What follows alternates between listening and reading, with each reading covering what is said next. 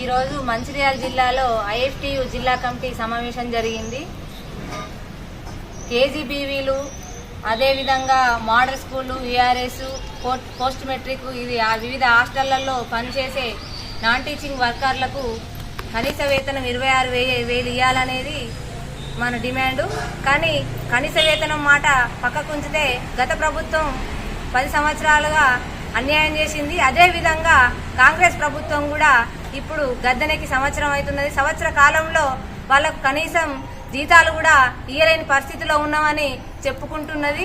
మా ప్రభుత్వం వస్తే మేము అది చేస్తాం ఇది చేస్తామని గొప్పలు చెప్పిన కాంగ్రెస్ ప్రభుత్వం సంవత్సర కాలం నుండి వాళ్ళకి 7 నెలలుగా జీతాలు ఇవ్వకపోవడం, మోడల్ స్కూళ్లలో వేసే వాళ్లకు అదేవిధంగా పోస్ట్ మెట్రిక్ హాస్టళ్లలో పనిచేసే వర్కర్లకు జీతాలు ఇవ్వకపోగా కనీసం కేజీబీవీలలో వర్క్ చేసే వర్కర్లకు ఈఎస్ఐ పిఎఫ్ లేదు.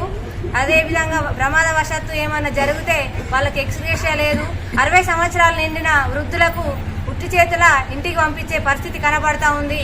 కాబట్టి మేము వాళ్లకు గౌరవ వేతనం ఇవ్వాలనేది మేము కోరుతా ఉన్నాం.